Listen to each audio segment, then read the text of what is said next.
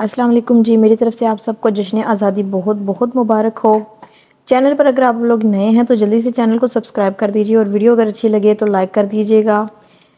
جشن آزادی کی وجہ سے آج معمول سے زیادہ شور ہے باہر گلی میں، تو اگر آپ کو کچھ شور وغیرہ سنائی دے تو پلیز اگنور کریے گا۔ میں نے بہت ویٹ کیا خاموشی کا، لیکن مکمل طور پر خاموشی پھر بھی نہیں ہو رہی، اس لیے ہم آج کی ایپیسوڈ شروع کرتے ہیں۔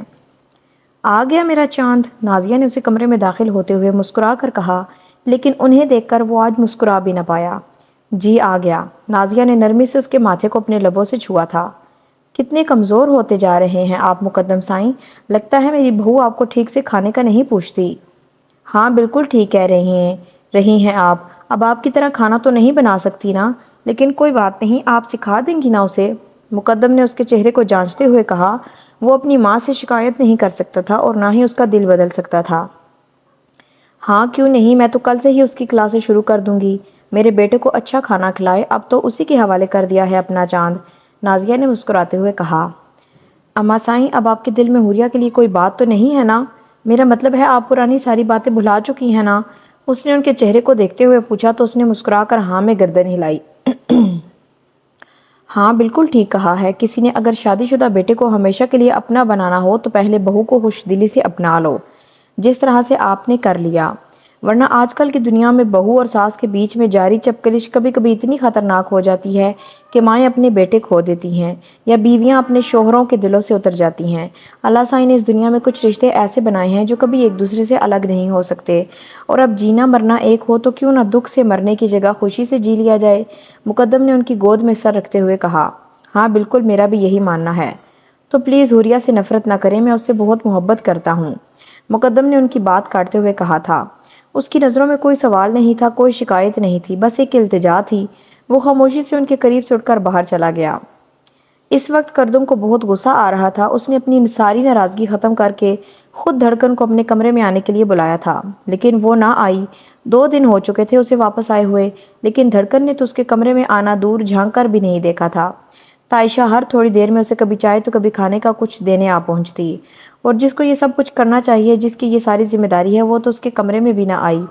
دھڑکن اب تم جب چاہو گی تبھی یہاں ہوگی، میں تمہیں نہیں بلاؤں گا۔ اسے اس پر بہت غصہ تھا، لیکن اس کے باوجود بھی وہ اس سے ناراض نہ تھا۔ تائشہ نے اسے بہت کچھ آ کر بتایا کہ دھڑکن کو اس کی اتنی پرواہ نہیں ہے کہ کمرے میں آ کر حال بھی پوچھ لے، بلکہ اسے اسی کمرے میں رہنا چاہیے۔ دھڑکن کو یہ سمجھنا چاہیے کہ اس کی رخصتی ہو چکی ہے اور اب اسے ساری زندگی اس کے ساتھ اس کمرے میں رہنا ہے، لیکن دھڑکن کو تو اس بات کی پرواہ ہی نہ تھی، تائشہ کے مطابق۔ جبکہ تائشہ سے اسے دھڑکن کی ساری خبریں مل رہی تھی، کیونکہ اس کا کمرے سے باہر نکلنا بھی بند کر دیا گیا تھا۔ دھڑکن کی لاپرواہی دیکھتے ہوئے دادا سائیں اس کے لیے ایک نرس کا انتظام کرنا چاہا، جس پر اس نے صاف کہہ دیا کہ وہ ایک غیر لڑکی کو اپنے گھر میں یا کمرے میں کبھی گھسنے نہیں دے گا۔ اسی لیے دادا سائیں نے دھڑکن سے بات کرنی چاہی تو اس کے لیے بھی انہیں منع کر دیا۔ اس نے ان سے بس اتنا کہا تھا کہ دھڑکن کو اس کے حال پر چھوڑ دیا جائے، اور اس نے یہ بھی کہا تھا کہ کردم کی وجہ سے دادا سائیں دھڑکن سے ناراضگی نہ بنائیں۔ وہ جو کچھ کر رہی ہے اس کے پیچھے ایک وجہ ہے، اور جلد ہی وہ خود آ کر کردم کو بتائے گی۔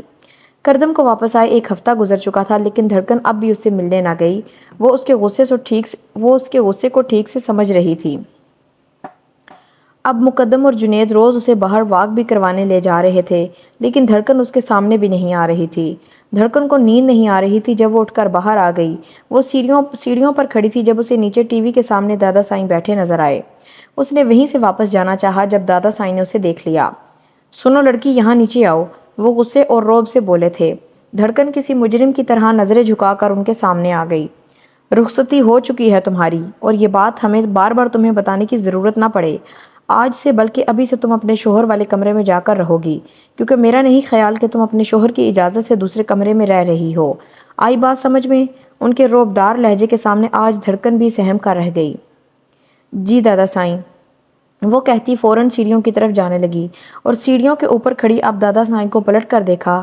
اس کا رخ بائیں جانب تھا جب دادا سائیں نے اسے دوبارہ پکارا۔ کردم سائیں کا کمرہ اس طرف ہے۔ دادا سائیں کے غصے سے گھورنے پر وہ فوراً راستہ بدلتی کردم کے کمرے کی طرف چل دی۔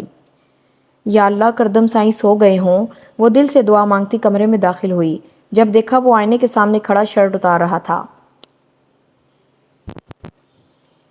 1 ہفتہ پہلے جو کچھ ہوا اس کے بعد اس میں اتنی ہمت نہیں تھی کہ وہ اس کا سامنا کر پاتی۔ وہ آہستہ سے قدم واپس کمرے سے باہر کی طرف اٹھانے لگی۔ اگر آ ہی گئی ہو تو آؤ یہ شرٹ اتارنے میں مدد کرو۔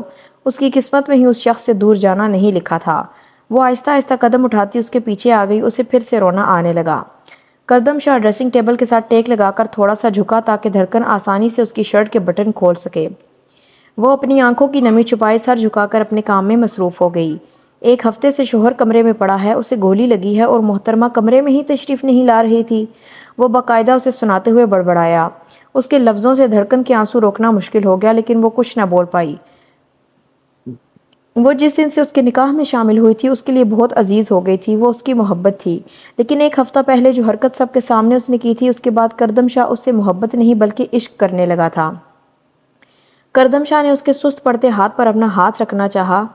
میں کر رہی ہوں نا، آپ کا زخم دکھ جائے گا، وہ تیزی سے بولی، پھر نظر اٹھا کر اس کے چہرے کی طرف دیکھا جہاں آج سختی ڈھونڈنے سے بھی نہیں مل رہی تھی۔ وہ کردم سائیں آپ کو تکلیف ہوگی نا تو اسے سمجھ نہ آیا کہ وہ کیا کہے۔ تو تمہیں رونا آئے گا۔ کردم نے اپنی طبیعت کے برخلاف جا کر بے فضول بات کی تھی۔ دھڑکن اسے دیکھنے لگی۔ تم رو کیوں رہی تھی؟ دھڑکن وہ اس کی آنکھوں میں اپنے لیے نرم احساس تلاش کرنے لگا۔ تب رونا آ گیا تھا۔ دھڑکن نے سر جھکا کر آخری بٹن کھولا۔ کیوں رونا آ گیا تھا؟ کردم نے دھڑکن کا چہرہ اپنے ہاتھ کی انگلی کی مدد سے اوپر کیا۔ آپ کو گولی لگی تھی نا کردم سائیں؟ پھر معصومیت سے بھرپور جواب آیا۔ ہاں تو گولی مجھے لگی تھی، تم کیوں رو رہی تھی؟ کردم شاہ اس کی معصومیت پر دل و جان سے نثار ہوتے ہوئے بولا۔ اگر آپ کو کچھ اس سے زیادہ دھڑکن سے بولا نہ گیا، اس کی آنکھوں سے بے اختیار آنسو گرنے لگے۔ تو تمہیں کیا، مرتا تو میں مرتا، نہ جانے وہ اس کے لبوں سے کیا سننا چاہتا تھا۔ میرے بابا سائیں کہتے ہیں اس دنیا میں عورت کا اس کے سر کے سائیں سے زیادہ اور کوئی اپنا نہیں ہوتا۔ اگر سر کا سائیں ساتھ نہ ہو تو عورت کی کوئی پہچان نہیں۔ اگر آپ کو کچھ ہو جاتا تو میرا سب کچھ ختم ہو جاتا۔ وہ اس کی شرٹ اتارتی اپنی بات مکمل کر چکی تھی جب کردم نے ایک ہاتھ سے پکڑ کر اسے اپنے قریب کر لیا۔ شاید اسے اس کا جواب مل گیا، شاید وہ یہی سننا چاہتا تھا۔ نہ جانے کتنی دیر وہ اس کے گلے سے لگ کر روتی رہی۔ کردم نے بھی اس کے دل کا غبار نکلنے دیا۔ وہ جانتا تھا کہ آخر وہ اس سے ملنے ہسپتال کیوں نہیں آئی، اور جانتا تھا اگر دھڑکن اس کے لیے اتنی بے چین تھی، ضرور وہ کسی کے منع کرنے کی وجہ سے ہسپتال نہیں آئی۔ اسے منع کون کر سکتا ہے یہ تو وہ جانتا ہی تھا، لیکن پھر بھی وہ اس کی زبان سے سننا چاہتا تھا۔ بہت سارا رونے دھونے کے بعد جب وہ چپ ہوئی تو کردم نے اس کا ہاتھ تھام کر اسے اپنے قریب بیڈ پر بٹھایا۔ اب بتاؤ، کردم نے اسے دیکھتے ہوئے سوالیہ انداز میں پوچھا۔ کیا بتاؤں؟ دھڑکن نے بھی اسی کے انداز میں سوال کیا۔ یہی کہ جب تمہیں میری اتنی پرواہ ہے تو تم ہسپتال میں مجھ سے ملنے نہیں آئی۔ کیوں نہیں آئی؟ کردم نے اس کا چہرہ دیکھتے ہوئے کہا۔ ایسے ہی، دھڑکن نے چھپانے کی کوشش کی۔ مجھ سے جھوٹ بولنے کی کوشش بھی مت کرنا دھڑکن، مجھے سخت نفرت ہے جھوٹے لوگوں سے۔ تمہیں اپنی زندگی میں شامل کرنے کی سب سے بڑی وجہ یہی ہے کہ تم جھوٹ نہیں بولتی، اور یقین کرو کہ اگر تم نے یہی کام کیا تو میں اور دوسرے لوگوں میں کوئی فرق نہیں کروں گا۔ اس کے سامنے وہ عائشہ کا نام نہیں لے پایا۔ دادا سائیں بات ہی نہیں کر رہے تھے، انہوں نے اتنے سارے دن سے میرے ساتھ لوڈو بھی نہیں کھیلی۔ دھڑکن نے سچ بولا تھا لیکن سچ چھپایا بھی تھا۔ یہ ہسپتال نہ آنے کی وجہ تو نہیں، میں نے منت مانگی تھی کہ جب تک آپ ٹھیک نہیں ہو جاتے تب تک میں آپ کے سامنے نہیں آؤں گی۔ میں نے اللہ تعالیٰ سے دعا کی تھی آپ بالکل ٹھیک ہو جائیں گے تبھی میں آپ کے سامنے آؤں گی، کیونکہ میں جب سے آپ کی زندگی میں آئی ہوں آپ کی زندگی میں کچھ بھی اچھا نہیں ہوا۔ دھڑکن تم اتنی چھوٹی سوچ کی مالک ہو، مجھے یقین نہیں آ رہا۔ کس نے تم سے کہا کہ تم جب سے میری زندگی میں آئی ہو میرے ساتھ کچھ اچھا نہیں ہوا؟ دھڑکن تم جب سے میری زندگی میں آئی ہو مجھے سکون مل گیا ہے، وہ سکون جو میں ڈیروں کی تنہائی میں جا کے ڈھونڈتا تھا وہ مجھے گھر کے شور میں ملا۔ میں جب بھی بے چین ہوتا تھا تب ڈیرے پر چلا جاتا تھا، کیونکہ وہ جگہ میرے ماں باپ کی تھی۔ مجھے اس دنیا میں سب سے زیادہ وہ جگہ پسند ہے کیونکہ مجھے بہت سکون ملتا ہے وہاں۔ لیکن دھڑکن جب سے تم میری زندگی میں آئی ہو تم میرا سکون بن گئی ہو۔ وہ اس کا ہاتھ تھامے آہستہ آہستہ بول رہا تھا، جیسے اس کی اپنی زندگی میں اہمیت بتا رہا ہو۔ اب مجھے جلدی سے بتاؤ تمہیں کس نے کیا کہا ہے، کیونکہ یہ منت بھی تم نے بے وجہ نہیں مانگی ہوگی، اتنا تو میں تمہیں جان ہی چکا ہوں۔ ذرا سوچا ہے تم نے کہ ایک دن کی دلہن کیا آپ اپنے شوہر سے ملنے نہ آئے تو کتنا برا لگتا ہے، لیکن اگر مجھے اپنے نہ آنے کی صحیح وجہ بتاؤ گی تو مجھے بہت خوشی ہوگی، وہ اسے دیکھتے ہوئے بولا، جب دھڑکن نے نرمی سے اس کا ہاتھ تھام کر اپنے سر پہ رکھا۔ آپ میری قسم کھائیں کہ آپ کسی کو کچھ نہیں کہیں گے، یعنی میرا شک ٹھیک ہے؟ پھوپھو سائیں نے کچھ کہا، وہ اس کے بولنے سے پہلے بولا تھا۔ پہلے آپ قسم کھائیں پھر بتاؤں گا۔ مجھے قسم کھانے سے نفرت ہے دھڑکن، بتاؤ مجھے کیا کہا ہے پھوپھو سائیں نے، وہ اس کے سر سے اپنا ہاتھ ہٹاتے ہوئے بولا۔ نہیں بتاؤں گی، پہلے آپ مجھے وعدہ کریں کہ آپ کسی سے کچھ نہیں کہیں گے اس بارے میں، بلکہ اس بات کو یہیں پر بھلا دیں گے، ورنہ میں آپ کو بتاؤں گی ہی نہیں۔ وہ ضدی انداز میں بولی۔ ٹھیک ہے، بات بتاؤ، یہ بات تمہارے اور میرے درمیان رہے گی۔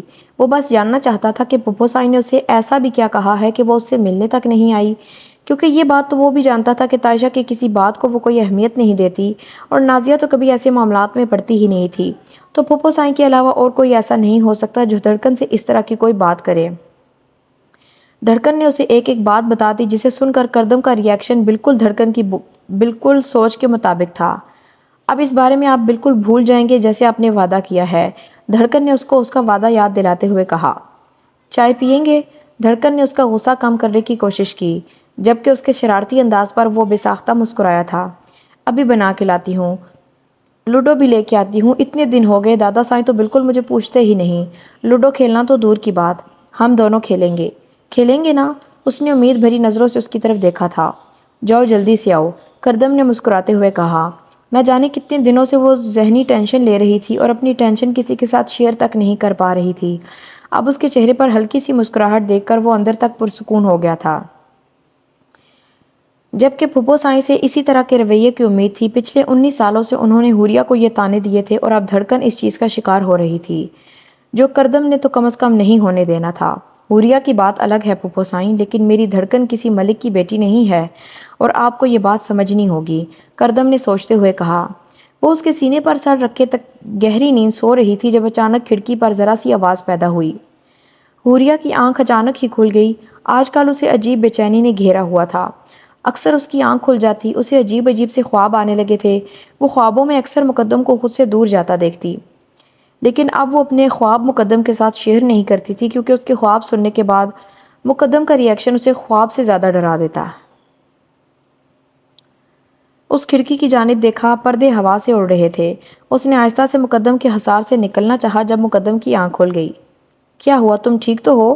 وہ اسے اس طرح سے اٹھتے دیکھ کر فوراً اس کے ساتھ اٹھا تھا۔ مقدم سائیں، کھڑکی کھلی ہے، بند کرنے جا رہی ہوں۔ وہ اس کے انداز پر بے ساختہ مسکراتے ہوئے اٹھنے لگی۔ دیکھو کتنی تیز ہوا چل رہی ہے، ایسی ہواؤں میں اگر میری خوبصورت سی بیوی کا کوئی جن عاشق ہو گیا تو خبردار، تم کھڑکی کے پاس گئی، میں خود بند کر کے آتا ہوں۔ وہ جارحانہ انداز میں اس کا گال چومتا اس کے قریب سے اٹھا، جبکہ جن والی بات سن کر حوریہ کی ہنسی نکل گئی۔ میں اتنی خوبصورت نہیں ہوں مقدم سائیں، لیکن آپ پر کوئی چڑیل عاشق ہو سکتی ہے۔ وہ اس کے دلکش چہرے کو دیکھتے ہوئے مسکرا کر بولی۔ مقدم سائیں اب چڑیلوں کا کیا کرے گا، اسے تو ایک خوبصورت پری مل گئی ہے۔ کھڑکی بند کرتے ہوئے وہ مسکراتے ہوئے واپس اس کے قریب آ گیا۔ خوبصورت پریاں میرے جیسی ہوتی ہیں؟ حوریہ نے مسکراتے ہوئے پوچھا تھا، کیونکہ وہ کبھی بھی اپنے آپ کو خوبصورت لوگوں میں شمار نہیں کرتی تھی۔ یہ تو مقدم کی چاہت تھی کہ اسے دن بدن خوبصورت ترین کرتی جا رہی تھی۔ محبت خوبصورت لوگوں سے نہیں ہوتی حوریہ، جس سے محبت ہو وہ خوبصورت ہوتا ہے، لیکن یہ بات صرف دل سمجھ سکتا ہے۔ نظریں تو ہمیشہ سے بھٹکتی آئی ہیں، قابو صرف دل رکھنا پڑتا ہے، جس طرح سے تم نے میرے دل کو قابو کیا ہوا ہے۔ مجال ہے جو ٹس سے مس ہو جائے۔ وہ اس کا سر ایک بار پھر سے اپنے سینے پر رکھتے ہوئے بولا۔ ایک بات بتائیں مجھے، کیا رومانٹک باتوں کا کوئی کورس کیا ہوا ہے آپ نے؟ وہ شرارتی انداز میں بولی۔ جی نہیں، یہ نیچرل ہیں، جو تمہیں دیکھ کر نکلتی ہیں، مقدم نے اپنا گھیرا تنگ کرتے ہوئے کہا۔ حوریہ مسکراتے ہوئے اس کی باہوں میں سماتی آنکھیں موند گئی، شاید ہی اس نے زندگی میں مقدم کی محبت سے زیادہ کچھ خوبصورت محسوس کیا تھا۔ کردم کی حویلی واپسی سے ملک حویلی میں بھی عید کا سما تھا۔ اماں سائیں نے تو اس دن سے ہی ملک سے بات کرنا چھوڑ دیا تھا جب انہیں یہ پتہ چلا تھا کہ مقدم کے نام کی گولی کردم کے سینے میں لگی ہے، لیکن اس کے ٹھیک ہونے کی خوشی ملک حویلی میں بہت دھوم دھام سے منائی گئی تھی۔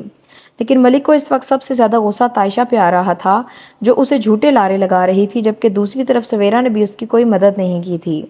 سویرا سے رابطہ ختم ہونے کے بعد تائشہ نے خود اسے رابطہ کیا تھا، اس سے مدد مانگی تھی، اور وعدہ کیا تھا کہ وہ حوریہ کو مقدم کے اس حد تک خلاف کر دے کہ وہ اس کا نام بھی لینا پسند نہیں کرے گی۔ لیکن اس سے پہلے اسے تائشہ کے لیے کچھ کرنا ہوگا۔ تائشہ کو کردم چاہیے تھا، کسی بھی قیمت پر، اس لیے نہیں کہ وہ کردم سے محبت کرتی تھی، بلکہ اس لیے کہ وہ دھڑکن کو ہرانے کے لیے کسی بھی حد تک جا سکتی تھی۔ وہ دھڑکن کا غرور توڑنا چاہتی تھی۔ کردم کی محبت سے اس کا دل تو اسی دن خالی ہو گیا تھا جب اس نے تائشہ کی جگہ دھڑکن کو دی تھی۔ وہ تو بچپن سے اس گاؤں پر حکومت کرنے کے خواب دیکھتی تھی۔ اس کی ماں نے ہمیشہ مقدم کو ہی گاؤں کے مسائل سے دور رہنے کے لیے کہا۔ مقدم پر یہ ظاہر کیا گیا یہ سب کچھ بورنگ ہے اور وہ یہ سب کچھ نہیں کر سکتا۔ اور کردم کے لیے گاؤں سے بڑھ کر اور کچھ نہ تھا۔ کہنے کو جائیداد میں مقدم اور کردم کا حصہ بالکل برابر تھا، لیکن جس زمینوں پر گاؤں کے لوگوں کا قبضہ تھا وہ ساری زمینیں شاہ سائیں کی تھی، اور وہی اس گاؤں کے مالک بھی تھے، اور ان کے بعد ان ساری زمینوں کا مالک اگلے سرپنچ یعنی کہ کردم سائیں کو بننا تھا۔ اس حساب سے گاؤں کے اگلے سرپنچ کا حصہ ان کی جائیداد سے 4 گنا زیادہ تھا۔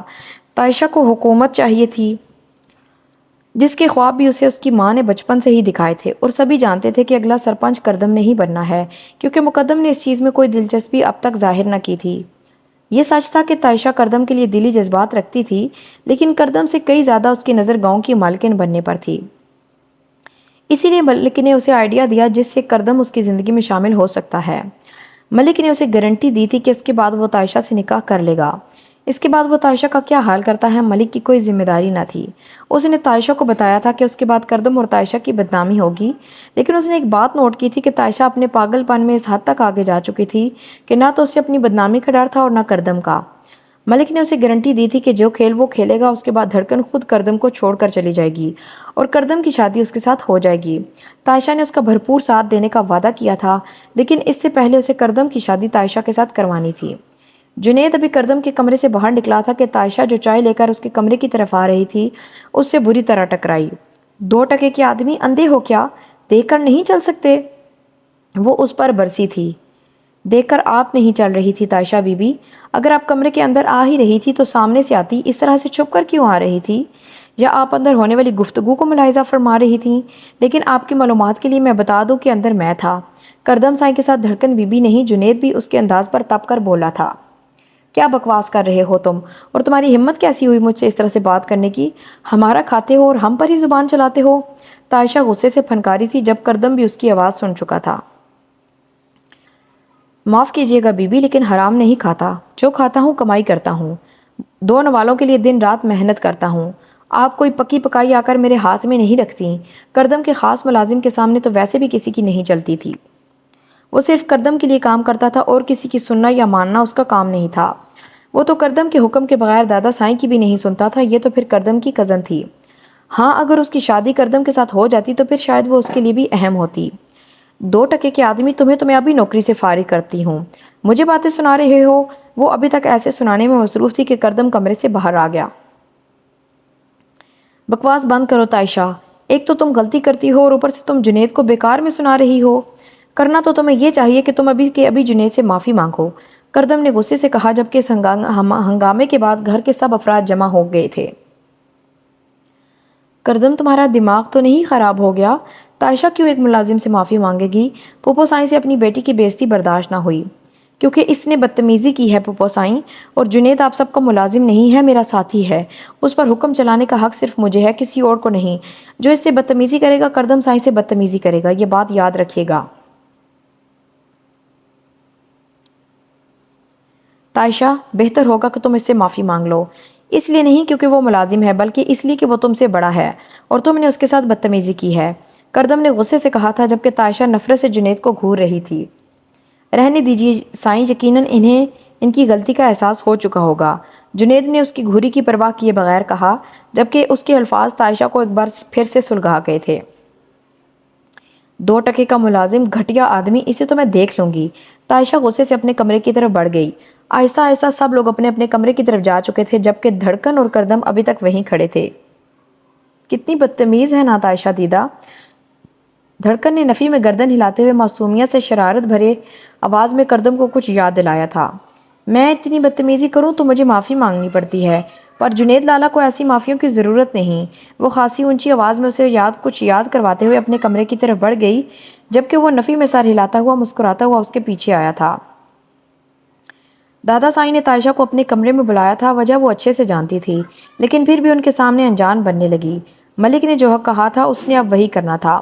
اب وہ دن دور نہیں تھا جب کردم ہمیشہ کے لیے اس کا ہونے والا تھا، اور کردم کے ساتھ ساتھ یہ پورا گاؤں بھی اس نے جو فیصلہ کیا تھا اس کے بعد ہو سکتا ہے کہ کردم اس سے نفرت کرنے لگے، لیکن اس کا تو ہو سکتا تھا وہ چاہے ساری زندگی اس سے نفرت کرتا رہے، کبھی اس سے بات نہ کرے، لیکن وہ اس کے نکاح میں شامل تو ہو سکتی تھی، وہ اس گاؤں کی مالکن تو بن سکتی تھی۔ اب اس کا مقصد صرف کردم کو حاصل کرنا نہیں بلکہ دھڑکن کو ہرانا تھا۔ وہ دھڑکن کا غرور ختم کرنا چاہتی تھی، وہ غرور جس میں دھڑکن کہتی تھی کہ کردم اس کا شوہر ہے اور وہ دھڑکن کو اس گاؤں کی مالکن بنتے نہیں دیکھ سکتی تھی۔ اس نے نانا سائیں کے کمرے میں قدم رکھا تو انہوں نے مسکراتے ہوئے اپنے قریب بلایا۔ بیٹا، کل صبح تمہارے سامنے ہم نے کچھ مہمانوں کا ذکر کیا تھا، آج وہ لوگ یہاں آنے والے ہیں۔ میں جانتا ہوں تمہارے لیے فی الحال یہ سب کچھ بہت مشکل ہے، تم کردم کے لیے جذبات رکھتی تھی، لیکن بیٹا، زندگی ایک ہی جگہ کھڑے رہنے کا نام تو نہیں ہے، تمہیں اپنی زندگی میں آگے بڑھنا ہوگا۔ اور ارحم بہت اچھا انسان ہے اور تمہیں پسند بھی کرتا ہے، اگر تمہاری اجازت ہو تو ہم یہ بات آگے بڑھائیں؟ انہوں نے اسے اپنے قریب بٹھاتے ہوئے بہت مان سے پوچھا تھا۔ جب تائشہ جیسی آپ کی مرضی، نانا سائیں کہتے ہوئے ذرا سا مسکرائی۔ اس کی مسکراہٹ نے دادا سائیں کو پرسکون کر دیا تھا۔ ٹھیک ہے، پھر ہم اپنی اس پیاری سی نواسی کو رخصت کرنے کی تیاریاں کرتے ہیں۔ انہوں نے مسکراتے ہوئے اسے اپنے سینے سے لگایا۔ تائشہ شرمیلی سی مسکراہٹ اپنے لبوں پہ سجائے ان کے کمرے سے نکل گئی۔ اف میرے اللہ، بہت زیادہ گرمی ہے اور میرا چہرہ پسینے سے بالکل بھر چکا ہے۔ پلیز اگر آپ یہاں تک میرے ساتھ آئے ہیں تو ویڈیو کو لائک کرنا، اپنا کمنٹ چھوڑنا، اور اگر چینل کو سبسکرائب نہیں کیا تو جلدی سے سبسکرائب کر دیں۔ کل آپ کے ساتھ دوبارہ ملاقات ہوگی، تب تک کے لیے اللہ حافظ۔